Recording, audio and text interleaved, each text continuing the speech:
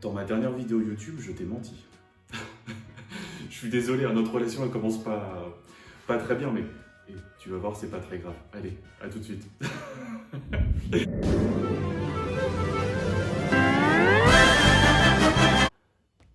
Hello, bienvenue sur ma chaîne. Moi, c'est Hélène et j'ai envie de te parler un petit peu de mon parcours de transition.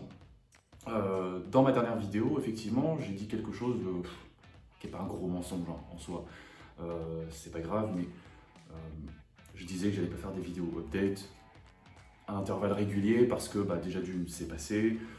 J'avais pas forcément le moment, enfin les moyens, disons, de le faire à ce moment-là. Et puis, c'est vrai que les changements, ils sont plutôt, ils sont puissants quand même, mais je veux dire, ils s'étalent un petit peu dans la longueur en fait. Donc, faire des vidéos update comme ça, c'est pas toujours facile, je trouve. Toujours est-il que là, j'en suis à 13 mois d'hormones, d'accord, d'hormonothérapie féminine, effectivement. Donc, je peux peut-être te parler un petit peu de ce qu'il en est, aujourd'hui, de ce que j'ai pu vivre pendant un an par rapport à tout ça. Et puis, ça peut être le moment de se poser, de faire un petit point dessus aussi. Je vais découper la vidéo, je ne vais pas parler de façon chronologique des faits, je vais plutôt parler des catégories, je dirais, des différentes parties du corps, des différents aspects qu'on peut retrouver. Ça va être la poitrine, ça va être les poils, ça va être la libido, ça va être tout ça. D'accord ? Donc pour commencer, moi j'ai pris mon traitement, c'est du gel qu'on s'étale sur les bras, sur les cuisses par exemple, donc c'est du gel. Et j'ai commencé un mercredi. Et dès le vendredi qui est arrivé, je sentais une sensation de brûlure, de démangeaison, de picotement, je dirais, je ne sais pas trop comment expliquer ça. Ça faisait pas spécialement mal, mais j'ai senti les premiers picotements arriver dès le vendredi en fait. Voilà, c'était pendant ma pause déjeuner au travail. Et je me suis dit, yes, ça commence, c'est cool. Donc voilà, je dirais que s'en est suivi toute une période jusqu'à août-septembre où j'ai vraiment eu mal dans les seins, dans les tétons, dans les aréoles, vraiment dans toute la partie de la poitrine. C'était une douleur, je dirais, qui peut s'apparenter à une forme de bleu, en fait, d'accord ? C'est-à-dire que tant que j'y touche pas, ça va. Par contre, c'est vrai que dormir sur le ventre, ça peut être vraiment désagréable. Ou, par exemple, si je prends ma douche, que je me lave, que je me frotte, par exemple, le torse, ça peut être sensible et je fais attention vraiment parce que ça me rappelle à l'ordre. Je peux me souvenir d'une anecdote par exemple où j'étais chez moi, j'étais ici précisément. La caméra elle tourne ? Ouais, elle tourne. J'étais ici et je me souviens que j'avais un cheveu, je vais essayer de ne pas taper dans le micro, mais j'avais un cheveu qui était posé sur mon sein à ce endroit-là et j'ai voulu mettre un coup de main comme ça pour l'enlever. J'ai tapé dans mon téton, j'ai eu très très mal. Mais vraiment, je l'ai fait et j'ai regretté aussitôt, quoi. C'était comme les jeux débiles où on se pince les seins, c'est pareil. Et là, j'ai fait ça, je l'ai regretté instantanément. Mais bref, là, ça va mieux. Mais bon, ça peut être ce genre de choses, quoi. Donc voilà. Et peut-être, ouais, vraiment, le plus désagréable, je dirais, c'était vraiment toute la partie estivale, où vraiment dormir sur le ventre, ou même sur le côté, je dors un petit peu sur le côté quand même, mais il y a des moments où c'est compliqué. Donc voilà. Après, la douleur, elle s'est vraiment estompée pendant toute la partie automne-hiver. Et là, je dirais qu'à partir de février, fin janvier, début février, la douleur revient. Elle revient de façon bien présente, mais que sur le sein droit en fait. À gauche, je ne rien du tout. Par contre, le sein droit, vraiment, a l'air de se développer et pas le gauche, donc c'est assez chelou. J'espère que ça va venir à gauche aussi.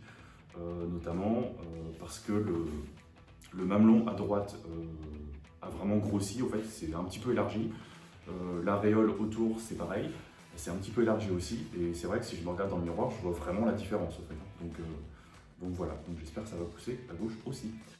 Et d'un point de vue de la taille des seins, je dirais, je me fais pas trop d'histoire, je me fais pas trop de films par rapport à ça. Je sais pas si vous voyez un petit peu, on voit rien de particulier. Enfin, moi je le sais parce que je me vois tous les jours et je sais que j'ai les seins qui ont un petit peu poussé, mais c'est pas extraordinaire.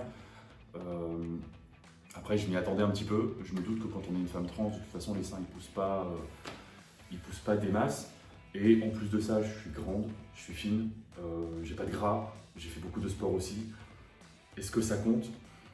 Je sais pas, mais je ne m'attends pas à des miracles d'un point de vue de taille. Et je me dis très sincèrement que de toute façon, si je veux au dessin, je passerai par la case augmentation mammaire dans tous les cas. Donc on va voir. Peut-être ça va bien pousser et je laisserai comme ça, je sais pas. Autre chose qui viendra dans la balance, c'est la sensibilité. J'en reparlerai un petit peu après, mais c'est vrai que j'ai des seins qui sont assez sensibles, peut-être d'un point de vue plaisir. Donc si l'augmentation mammaire peut-être peut m'enlever cette partie plaisir, je sais pas. Après, tout sera mis dans la balance pour faire mon choix, mais je pense quand même que ça ira vers de l'augmentation quand ce sera le moment. En ce qui concerne mon pénis, voilà, j'en parle sur YouTube, c'est cool. C'est ridicule, mais c'est pas grave, c'est comme ça. En ce qui concerne mon pénis, faut savoir que par exemple, pour ce qui est des érections spontanées, c'est pareil, le traitement hormonal a fait qu'au bout de 2 à 3 semaines à peu près, tout ce qui était érection spontanée, j'en avais plus. C'est l'érection quand on se réveille le matin par exemple, c'est même le simple fait d'être légèrement excité, je dirais, bon, tous ces trucs-là, ça n'existe plus en fait. À partir du mois de juillet, j'ai pu constater effectivement que mon pénis commençait à rétrécir. En taille, en largeur, enfin vraiment c'est assez flagrant quand même, donc ça joue aussi sur la taille je dirais, et ça joue aussi sur autre chose qui est la qualité je pense hein, de l'éjaculat. Quand on pense au début c'était quelque chose de blanc je dirais de normal, maintenant c'est vraiment devenu transparent. Et d'ailleurs pensez bien pour toutes les personnes qui sont trans, avant de prendre un traitement hormonal, pensez bien à faire une préservation des gamètes, parce que très certainement je suis infertile à l'heure actuelle, ça c'est possible, c'est même très probable. Qu'est-ce que je constate également, toujours à propos de mon pénis, effectivement, le prépuce, vraiment très très fragile, très sensible, mais sensible dans le sens douloureux par contre. Donc c'est pas, vraiment j'y vais doucement en fait maintenant. Et si j'ai une érection, si je cherche à en avoir une, je dirais, je suis sec, vraiment, et c'est pas agréable du tout, et c'est pas... Ouais, et puis de toute façon, j'ai plus d'envie d'avoir ce genre de choses. En parlant de ça, même si je bascule sur un pan, peut-être en parlant plus de la libido, je dirais que, en ayant commencé un traitement en février, peut-être que jusqu'au mois de mai, juin, peut-être que j'avais encore des envies, je dirais, des espèces de... Je sais pas comment on peut qualifier ça, parce que j'ai pas les termes non plus, mais peut-être que j'avais des envies, je dirais, de sexe, comme un homme peut avoir des envies de sexe, au fait. J'avais besoin peut-être de me masturber et d'éjaculer pour me soulager, au fait, tout simplement. Mais à partir de juin, juillet, je dirais que ça s'est vraiment terminé, en fait. Vraiment... ça s'est vraiment calmé à ce niveau-là. En fait. Et alors, autant d'un point de vue de la douleur de ma poitrine pendant l'été dernier, autant c'est pareil, d'un point de vue de la libido, il s'est passé des trucs l'été dernier que je n'ai pas réussi à reproduire malheureusement. Enfin malheureusement, on essaiera, mais pour l'instant c'est pas le cas, c'est pas toujours facile. Mais bon, c'est comme ça.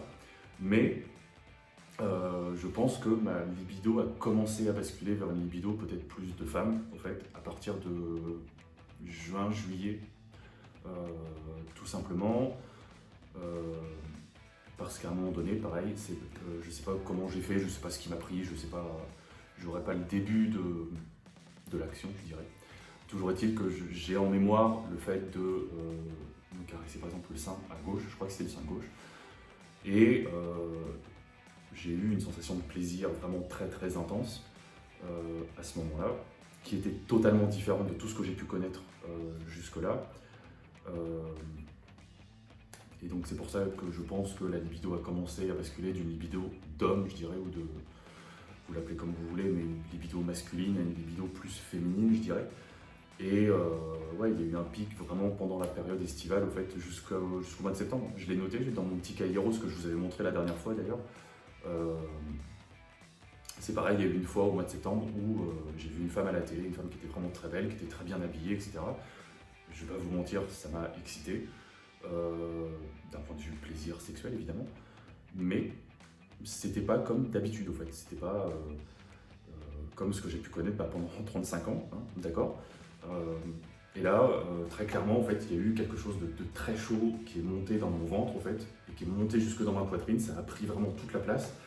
Euh, j'ai presque eu des vertiges, j'avais la sensation d'avoir la respiration qui était coupée. J'étais waouh. Mais c'était pas parce que j'ai déjà fait des malaises, j'ai déjà fait des crises d'angoisse, ce genre de choses. Et quand on fait ce genre de malaise-là, au fait, ben, on panique en plus parce que on se dit qu'est-ce qui m'arrive ou c'est peut-être dangereux. Là, je paniquais pas. Là, j'étais bien. Là, j'étais au mieux de. Là, ouais. Donc, c'était vraiment du plaisir, vraiment que j'ai vécu et ça dure mais, très longtemps en fait. Enfin, c'était génial quoi. C'était vraiment génial. Je me suis dit à ce moment-là, mais si c'est ça, pourquoi j'ai pas signé plus tôt quoi. Enfin, donc ouais, très bonne nouvelle, très bonne surprise. Donc ça, c'était chouette. Et alors à partir de l'automne, à partir de, ouais, je sais pas, octobre, novembre, allez, cette période-là, parce que c'est pareil, ça peut pas être, il n'y a pas un jour pile où ça s'est passé, mais c'est vraiment sur des périodes comme ça que ça doit faire des phases comme ça, je sais pas. Mais à partir d'octobre-novembre, en fait, là, j'ai vraiment plus de libido du tout, en fait. Enfin, là, j'ai plus d'envie, je ressens plus de désir, je ressens plus de rien. Euh, c'est un peu perturbant, c'est un peu angoissant même, je dirais. Ça crée une espèce de vide que je connais pas, voilà, donc c'est un petit peu, ouais, c'est un peu frustrant, il manque quelque chose, quoi. Je sens qu'il manque quelque chose. Bon, bah, c'est comme ça. Après, je ne vis pas de sexualité et puis c'est tout quoi. donc voilà, ça reviendra sûrement. Je vais faire une partie sur tout ce qui est humeur. J'ai entendu parfois des femmes trans, bah, notamment sur YouTube, hein, on va pas se cacher, dire que pendant leur traitement hormonal, du moins au début, il y avait des phases où, d'un point de vue de l'humeur, d'un point de vue de la... j'arrive pas à trouver le mot cet après-midi, mais elles sentaient des phases où elles étaient un peu dépressives, d'accord? Je vais pas vous mentir, ça m'a beaucoup angoissé au début parce que ça fait quand même plusieurs années que je suis suivi pour dépression, que je prends beaucoup d'antidépresseurs également. C'est vrai que ça me faisait un petit peu peur. Je me suis dit, j'espère que je ne vais pas replonger parce que j'avais pas envie. Mais pour l'instant, je touche du bois, de la peau de singe. Mon humeur, elle est plutôt stable, elle est plutôt bonne même, donc bah, tant mieux. Mais j'ai pas ressenti de baisse d'humeur, de changement d'humeur, J'entends, alors pas à l'inverse, j'entends des mecs trans, quand ils commencent à prendre leur traitement à base de testostérone, dire qu'ils ont une humeur qui se stabilise, quelque chose qui vient, qui les renforce un peu dans leur humeur, je dirais. Mais, et que c'était plutôt à l'inverse, chez les femmes trans, que c'était plus compliqué, que ça pouvait varier, ou ce genre de choses. Enfin, je sais pas. Moi, c'est pas mon cas, tant mieux. Est-ce que c'est dû au fait que j'ai déjà un traitement à base de pas mal d'antidépresseurs depuis déjà quelques temps, que ça peut-être me stabilise, peut-être que ça me... Je sais pas, j'ai pas la réponse. Voilà. Par contre, il y a quand même quelque chose qui fait... qui est nouveau. Ça, je l'ai vécu à partir de juin, juillet. Je pense, ouais, il y a peut-être quelque chose qui s'est passé au moment de l'été. Par contre, j'ai l'impression de vivre les émotions avec beaucoup plus d'intensité. Mais vraiment.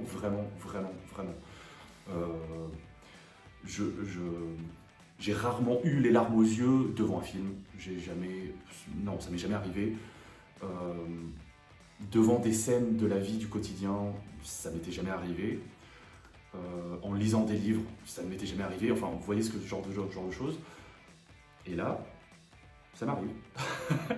Ça m'arrive. Mais vraiment, et c'est pas juste les larmes qui coulent, non, c'est vraiment une vague d'émotions qui me submerge des fois, et waouh! Donc, je sais pas, j'ai eu par exemple, je travaillais dans un resto l'été dernier justement, et il y avait une femme SDF qui venait régulièrement, et elle était un peu pénible parce qu'elle cassait des choses, elle envoyait tout valdinguer, enfin, c'était assez problématique. Et ce soir-là, elle est revenue, elle a voulu demander un repas, on lui a dit non parce que on pouvait pas, bref, on n'est pas les patrons, donc on peut pas faire ce qu'on veut non plus, mais c'est comme ça, donc on lui a gentiment dit qu'on ne pouvait pas lui donner à manger gratuitement. Euh, je ferme le débat, hein, parce que c'est vrai qu'il y a des produits qui peuvent être plus ou moins jetés dans la restauration. Est-ce qu'on les donne, est-ce qu'on les donne pas? Dans ces cas-là, il n'y a pas tellement de réponse. Nos patrons, enfin, ils voulaient pas. Donc on se risque pas, surtout qu'il y a des caméras, il y a des choses comme ça, donc bon, c'est compliqué. Mais ce soir-là, elle est venue, elle nous a refait un scandale comme elle fait à chaque fois. Et il y a un des clients qui a sorti sa carte bleue, il lui a dit hey, vous lui donnez tout ce qu'elle veut manger, tac, tac, tac, etc. Donc là, madame, elle s'est calmée d'un coup, elle a dit je veux ça, ça, ça, ça, ça. Le mec, pas de problème, il a bronché, il a payé. Enfin, il a pas bronché justement, il a payé et tout. Et la femme est repartie. Et ben ça m'a ému de voir ce geste, au fait. Et limite, j'en avais les larmes aux yeux, quoi. Enfin, donc c'est ça. Après, c'est pareil, j'ai travaillé dans une très grande librairie, une très grande librairie en ligne, et il y avait des livres, notamment je suis tombé sur un livre pour enfants qui m'a touché à double titre, mais je pourrais pas parler de tout dans cette vidéo. Et le nom du livre, c'était Simba aime son papa. Et ce titre-là, mais limite, il m'a fait chialer, au fait. Je me suis dit, mais le pauvre Simba, quoi. Enfin, il est au courant que dans la véritable histoire, son père, dans le royaume, il meurt, quoi. Enfin, et là, limite, je regardais le bouquin, j'étais en train de trembler de, de tristesse, quoi. Je me suis dit, mais pauvre bébé, quoi. Bref, c'est comme ça. Mais ouais, vraiment, je pense que les émotions, on les prend... ouais, on les prend de plein fouet, au fait, et voilà, et j'ai l'habitude de peut-être de vivre peut-être un peu au jour le jour, de vivre un petit peu comme ça, et c'est vrai que bah, du coup je les accepte et je les prends, mais ouais, il y a des moments, ça peut être intense. Donc voilà, mais c'est comme ça. Une grosse partie, on va parler des poils, super important quand on est une femme trans, les poils, c'est une grosse partie. Qu'est-ce que je constate au bout d'un an? Bah, toujours pareil, je pense que les effets ils ont été rapides à se mettre en place. Et pour les poils, c'est pareil. La première chose que j'ai remarqué, c'est que les poils repoussent beaucoup moins vite. Ça, c'est un fait. Par exemple, alors je me rase pas le torse au rasoir parce que ça me fait plein de boutons partout. Quoique le bout du t-shirt là, qui dépasse là, je le fais au rasoir quand je me rase la barbe, mais encore là, des fois, ça fait quelques boutons, mais bref, c'est à peu près tout. Sinon, tout le reste, je le fais à la tondeuse. Pour éviter tous ces boutons, justement, qui sont un peu pénibles. Les poils du torse, ils remettent à peu près 2 mois pour atteindre de nouveau la moitié de leur taille, au fait. Donc, si ça peut vous donner une idée de comment ça repousse, c'est à peu près ça. Les jambes, c'est pareil, je me rase les jambes jusqu'au-dessus du genou, à peu près. Et là, c'est pareil, ça met 2 à 3 semaines pour récupérer entre un tiers et la moitié de leur taille, en fait. Donc voilà, ouais, ça repousse vraiment moins vite, quoi. Je me souviens que sans traitement hormonal, si je me rasais, ça repoussait dans la semaine, c'était de nouveau normal, hein, la pilosité. Donc là-dessus, c'est cool, c'est plutôt cool. Ce qui est cool aussi, je dirais, même si c'est jamais assez, ça c'est sûr, mais c'est pas grave. Ça par contre c'est plutôt un bon point, c'est qu'il y a des zones où il n'y a plus de poils. J'ai des zones, j'ai des parties du corps où je n'ai plus du tout de poils. Et d'autres parties où vraiment c'est peanuts, quoi. Je pense par exemple aux mains. Même si là encore j'étais assez préservé de ce côté-là, parce que j'avais pas des milliers de poils sur la main, sur le dessus, sur le plat de la main, je veux dire. Mais j'en avais quand même pas mal sur la tranche, j'en avais pas mal qui poussaient un petit peu le long du pouce. Bah là, il n'y a plus rien en fait, il n'y a quasiment plus rien en fait. Je me rase, histoire de dire que je me rase, mais une fois tous les 2 mois peut-être. Quand est-ce que je me suis rasé les avant-bras? Ouais, si, dimanche dernier, je me suis rasé les avant-bras. Je sais pas. Ouais, je sais pas trop si ça va se voir, ça se voit peut-être pas tellement à la caméra, je sais pas. Mais bon, là il y a une semaine de repousse. On voit un petit peu les poils, ils font quoi, 1,5 mm, 2 mm peut-être, je sais pas, mais sur le dessus de la main, il n'y a rien en fait. Enfin, ça n'a pas repoussé encore. Donc, mais je pense que les phalanges, si je les rase tous les 2 mois, peut-être, c'est bien quoi. Enfin, c'est pareil, je me rase sous les bras. Et avant le traitement hormonal, pareil, j'avais toute une bande de poils là, qui continuait à pousser en sortant du t-shirt, là, donc c'était vraiment très très laid. Et bah, sur cette partie-là, là, ici, sous le bras, j'avais plein de poils en fait. Bah, là, il n'y a plus rien. Toute la partie au-dessus du coude, vraiment jusqu'en haut des épaules, j'ai plus de poils en fait. Enfin, il y en a peut-être un ou deux, mais c'est tout quoi. Donc c'est ça. Le dessus du pied, c'est pareil, j'avais plein de poils sur le dessus du pied, il n'y a plus rien. Il y a 2-3 zones comme ça, ça s'est vachement éclairci en fait. Par contre, gros bémol, c'est la barbe. La barbe, j'ai pas constaté d'avant-après les hormones en fait. C'est la même chose, ça repousse peut-être un petit peu moins vite, mais pas suffisamment pour qu'il y ait un début de soulagement ou un début si vous avez de la dysphorie par rapport à votre barbe, le traitement hormonal, ça fera rien en fait. Vous aurez toujours la même pilosité. Là-dessus, je vais pas vous mytho, je vais pas vous donner de faux espoirs, mais il se passera pas grand-chose là-dessus. En revanche, j'en suis à ma 5e séance de laser pour la barbe à l'heure actuelle.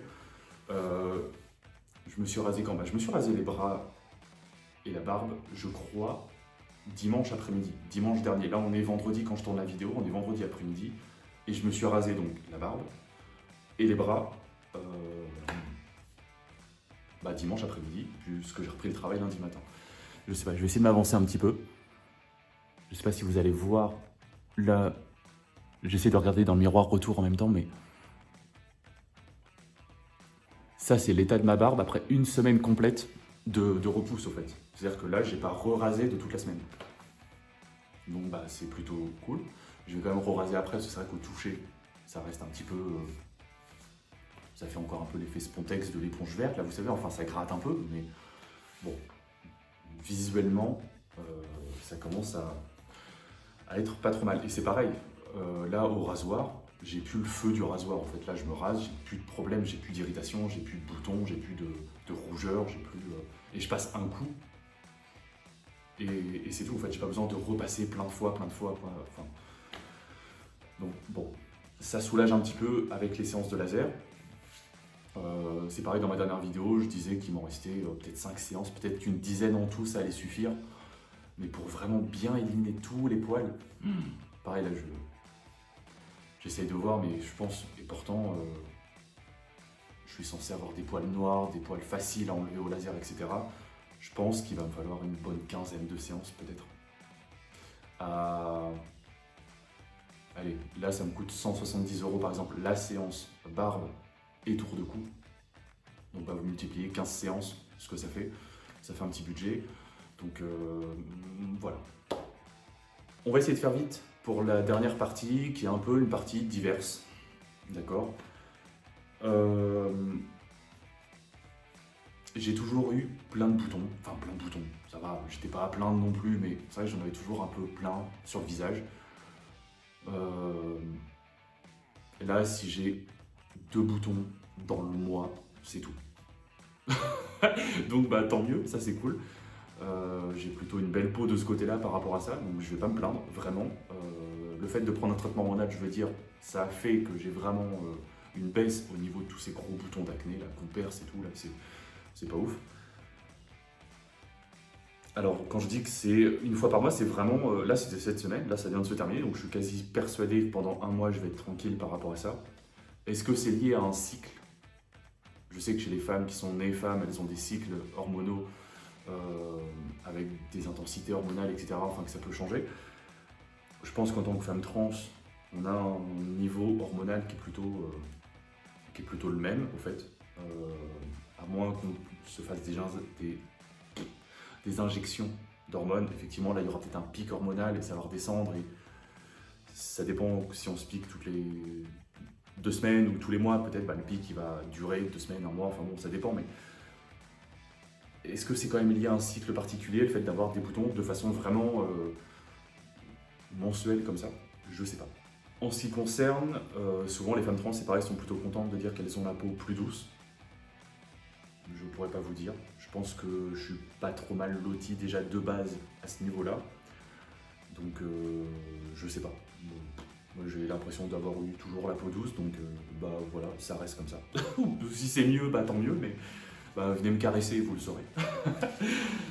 En parlant de peau plus douce, c'est pareil, est-ce que les cheveux sont plus doux? Là, je pourrais pas vous le dire parce que c'est la première fois de ma vie que j'ai les cheveux aussi longs. Donc je pourrais pas vous dire si j'ai les cheveux plus doux ou pas qu'avant. Est-ce que les cheveux repoussent plus vite ou pas qu'avant? Je pourrais pas vous dire non plus. Normalement, c'est plutôt ce que constatent les femmes trans. Maintenant, moi je performais vraiment le genre masculin avant mon traitement hormonal, donc j'ai pas pu expérimenter ça. Il y a des femmes trans qui commencent leur transition vestimentaire, les cheveux qui sont plus longs, etc., ou ce genre de choses, avant de prendre un traitement hormonal, donc peut-être qu'elles font un avant-après par rapport à ça, mais moi je peux pas le constater. Et deux derniers points qui me restent à voir. J'ai souvent pareil entendu parler, en ce qui concerne les femmes trans notamment, qu'elles sont plus frileuses. Moi j'ai rien constaté par rapport à la frilosité. Est-ce que je suis plus frileuse qu'avant? Je l'ai toujours été de toute façon. Maintenant pour moi ça n'a pas changé en fait. Donc voilà. Après, une des choses qui me faisait peur peut-être pré-transition, c'est peut-être la perte de masse musculaire. Est-ce qu'elle est importante? Est-ce qu'elle est significative? Est-ce que ça se ressent? Est-ce que j'en ai aucune idée? Je ne sais pas du tout comment ça peut se mesurer ou comment on peut s'en apercevoir. Toujours est-il que là, depuis le début de l'année, je suis très très essoufflé, je suis très très fatigué. Je sens que mon cœur il envoie un petit peu plus que d'habitude, du moins je le sens cogner vraiment un peu plus que d'habitude. Pareil, quand je monte des escaliers, bah, j'ai l'impression d'avoir 80 ans quand j'arrive en haut de 10 marches. Je m'arrête, je respire, je reprends mon souffle, etc. Enfin, c'est un petit peu plus compliqué. Alors, est-ce que c'est peut-être les muscles autour de la cage thoracique qui ont baissé ou qui se... bah, je sais pas. Voilà. Je sais pas, j'essaierai de contacter une asso de personnes trans et enfin une asso qui défend les trans, etc. pour leur poser la question par rapport à ça précisément. Mais je sais pas. Donc voilà. Est-ce qu'on a fait le tour un petit peu de tous ces changements qu'il y a pu y avoir pendant cette année? Je pense qu'on est pas mal. Je pense avoir été assez exhaustive, avoir fait assez le tour de la question. N'hésitez pas à me poser des questions dans les commentaires si vous avez besoin. Bon, en tout cas, prenez soin de vous. Moi, je vous embrasse, je vous fais plein de bisous et je vous dis à bientôt. Ciao!